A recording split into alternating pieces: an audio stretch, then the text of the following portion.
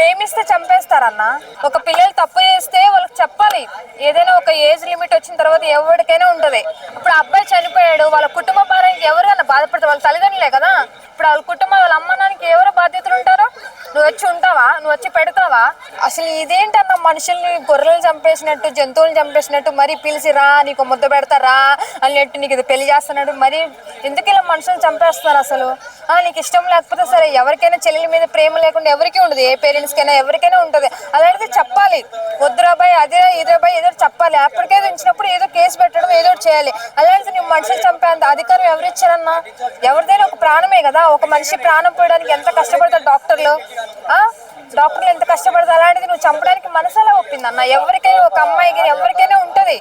అలాంటప్పుడు ప్రేమిస్తే చంపేస్తారన్న. అంటే ఆ అమ్మాయి అలా చెప్పడానికి పేరెంట్స్ బెదిరించి ఉంటారేమో అన్న. ఒకవేళ వాళ్ళ అన్న వాళ్ళు ఏదన్నా లేకపోతే చచ్చిపోతానో సంథింగ్ ఏదో ఒక ఇష్యూ అయ్యి ఉంటుంది, మనకి తెలియదు కదా. దానివల్ల అలా జరుగుంటుందేమో. దయచేసి చెప్తున్నా, ప్రేమించడం తప్పు కాదన్న. ఒకవేళ మీకు మీ ఒంట్లో దమ్ము లేకపోతే చచ్చిపోకుండా కానీ వదిలేయండి.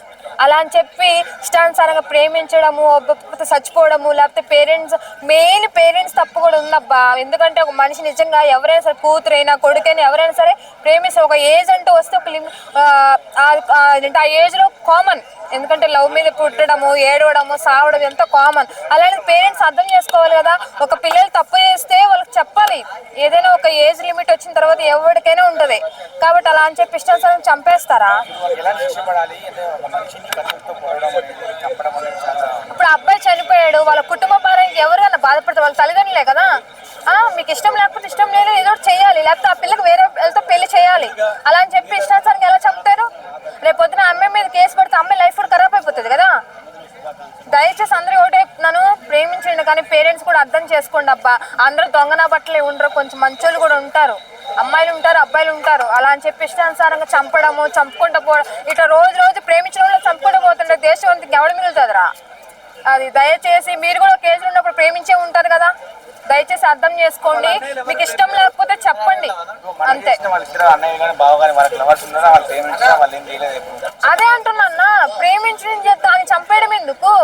ఇప్పుడు అబ్బాయి చనిపోయాడు, వాళ్ళ తల్లిదండ్రులు కొడుకు లేని బారి నువ్వు తీరుస్తావా? ఎవరు తీర్చలేదు కదా.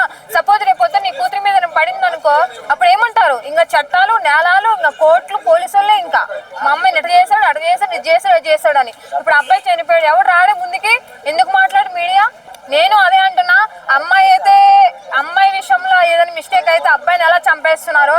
ఇప్పుడు అబ్బాయి చనిపోయాడు, ఇప్పుడు అమ్మాయి బాగానే ఉంది, మా అయితే 1 year 2 years బాధపడుతుంది, వదిలేస్తుంది. ఇప్పుడు వాళ్ళ కుటుంబం, వాళ్ళ అమ్మ నాన్నకి ఎవరు బాధ్యతలు ఉంటారు? నువ్వు వచ్చి ఉంటావా? నువ్వు వచ్చి పెడతావా? శిక్ష పడాలంత లేదులే, కానీ ఆ అమ్మాయి అయితే ఒక అమ్మాయి వల్ల ఒక అబ్బాయి కుటుంబం నాశనం అయిపోయింది. కాబట్టి చంపడం ఎందుకులే, కానీ అమ్మాయి తగ్గట్టు ఏదన్నా వాళ్ళ ఫ్యామిలీకి ఏదన్నా ఎంతో కొంత హెల్ప్ చేస్తే బెటర్.